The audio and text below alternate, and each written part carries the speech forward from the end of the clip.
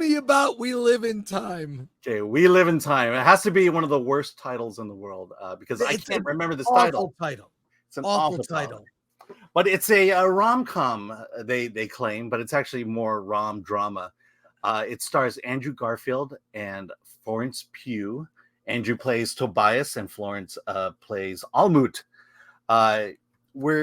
This is kind of a rom-com. What's happening is Tobias is recently divorced or about to get divorced.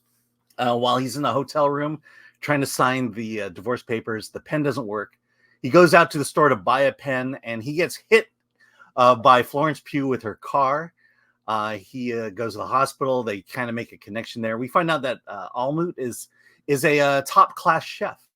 And she invites Tobias and his wife to the restaurant. And when they show up, the wife isn't there, and the two start a romance. During that, as Almut's career grows, their love deepens, and they decide to kind of hook up or get together. But the key here is he wants children, she doesn't. But, and this kind of creates a rift. They fix that rift, they have a child, and then she gets cancer.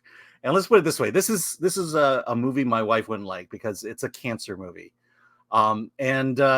This movie fits into this current trope of time jumping constantly.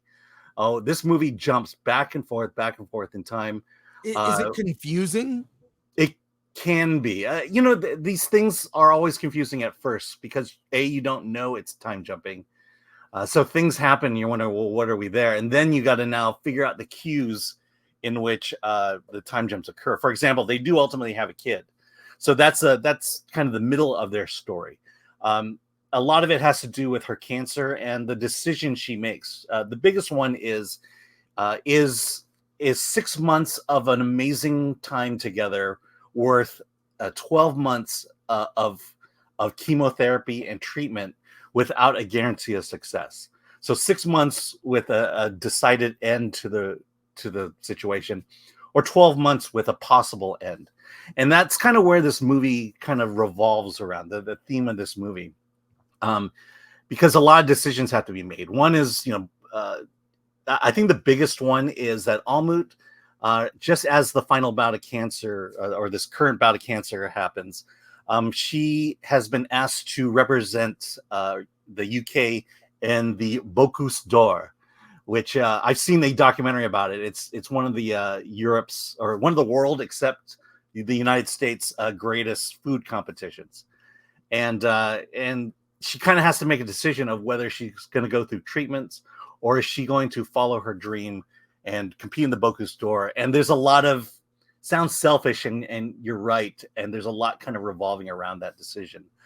I will say this, there are a lot of cancer movies.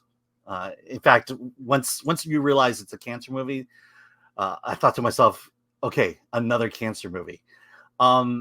I don't know that this one moves the needle in the genre of cancer movies, but I'll just say this: good performances from Andrew Garfield, Florence Pugh. They do their thing. They do it well. It's a touching story.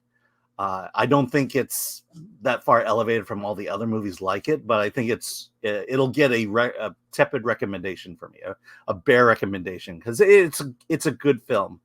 But you're going to pick out the plot holes. You're going to find something you're not going to like about it, but for the most part, it's good. Yeah, I saw the trailer for this, and specifically it was like, no thanks. But someone I read often and really enjoy their reviews is a guy named David Poland. He loved it and bawled his eyes out. And specifically because they have a kid in the mix. And I thought, wow, I think I would be really affected by this movie. Yeah. I mean, I've mentioned my family's kind of going through this right now. Yeah. And there's certainly touch points for me and this movie to where I could relate to it. And I, again, would never show this to my wife at this point. Look, let's just throw it out there. Florence Pugh bears all. Yeah. All right. Yeah. So. bumps it up a point. So it's a bare recommend, but it is a recommend. Yes. Let's go to your comments right here. All right, from West Ray, I heard Garfield and Pugh got pretty hot and heavy on the set. In this one. Well, I mean, based on the footage they shot, yes. I'll say this. They call it, there's a word for it in the industry. They call it, it's not love, it's location. When you're on a location in an intense shoot, working so hard with very little personal life when the film is being made, romance does happen on set. It just happens. Again, it's not love, it's location. Then when the movie's over, generally, so is the dalliance, so to speak. I mean, I would probably say this is a intimacy coordinator's nightmare movie, because it didn't seem like anything was restrained at all.